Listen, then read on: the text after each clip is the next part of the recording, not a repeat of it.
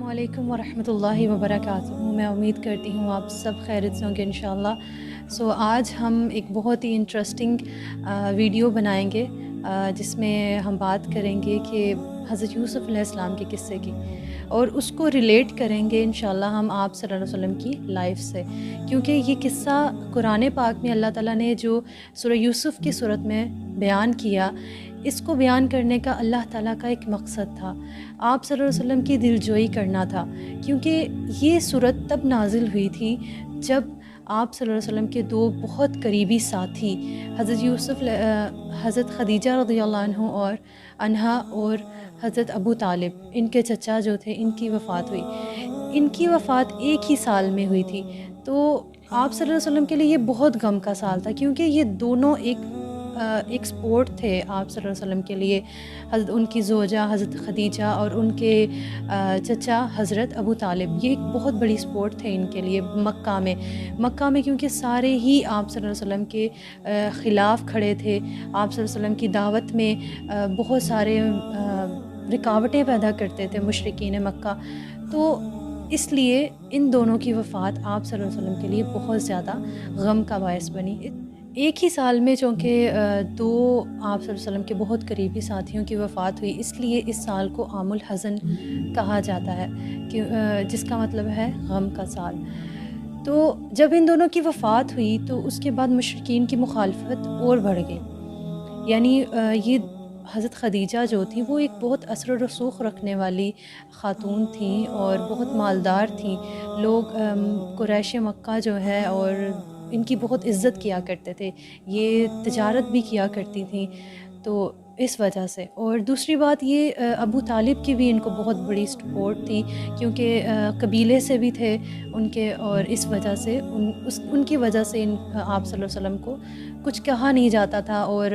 آپ کو جیسے ہسٹری میں پتہ ہی ہے کہ بار بار جو مشرکین مکہ شکایتیں لے کر جایا کرتے تھے وہ حضرت ابو طالب کے پاس جایا کرتے تھے کہ آپ اپنے بھتیجے کو سمجھائیں، یا جیسے آپ کو پتہ ہے سارا واقعہ۔ تو ایک وجہ یہ تھی کہ جیسے کہ ان کی وفات کے بعد مشرکین مکہ کی مخالفت بڑھ گئی، تو آپ صلی اللہ علیہ وسلم بہت غمزدہ رہنے لگ گئے، حالانکہ یہ مکہ سے ہجرت کرنے سے تھوڑی دیر پہلے یہ صورت نازل ہوئی تھی، اور کہتے ہیں کہ یہ صورت پوری کی پوری نازل ہوئی تھی، یعنی اس کی صرف 4 آیات ایسی ہیں جو مدینہ میں جا کر نازل ہوئی جب ہجرت کر کے، باقی یہ پوری صورت جو ہے وہ مکہ میں ہی نازل ہوئی۔ تو اس صورت کو نازل کرنے کا مقصد کیا تھا؟ اب ہم ریلیٹ کرتے ہیں حضرت یوسف علیہ السلام کی زندگی اور ہم آپ صلی اللہ علیہ وسلم کی زندگی سے۔ دیکھیں، آپ صلی اللہ علیہ وسلم جیسے بہت زیادہ غمگین رہنے لگ گئے تھے، تو آپ صلی اللہ علیہ وسلم کو اللہ تعالیٰ نے یہ صورت نازل کر کے اور یہ واقعہ بتا کر ان کی دلجوئی کی کہ آپ اکیلے نہیں ہیں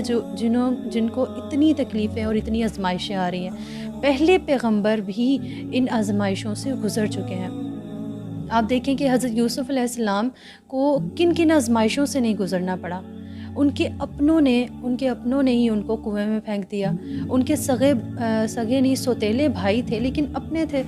تو انہوں نے ان کے خلاف سازشیں کی،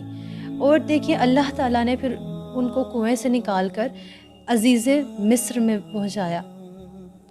اور وہاں کا وزیر بنا دیا، وزیر خزانہ بنا دیا۔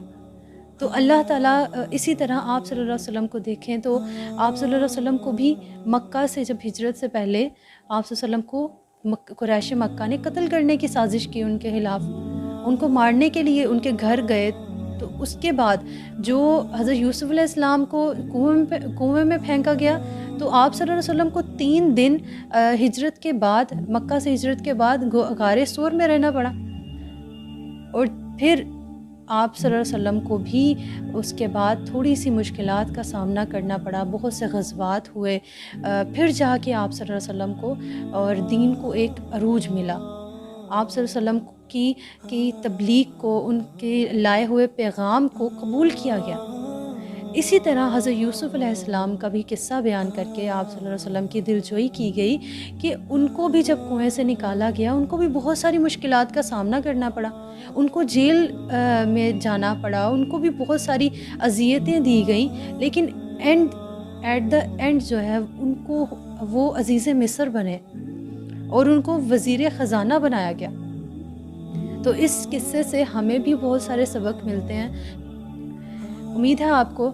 یہ ویڈیو اچھی لگی ہوگی۔ اگر آپ کو اچھی لگی ہے تو اس کو دوسروں کے ساتھ بھی شیئر کیجیے گا۔ جزاکم اللہ خیر۔ السلام علیکم ورحمۃ اللہ وبرکاتہ۔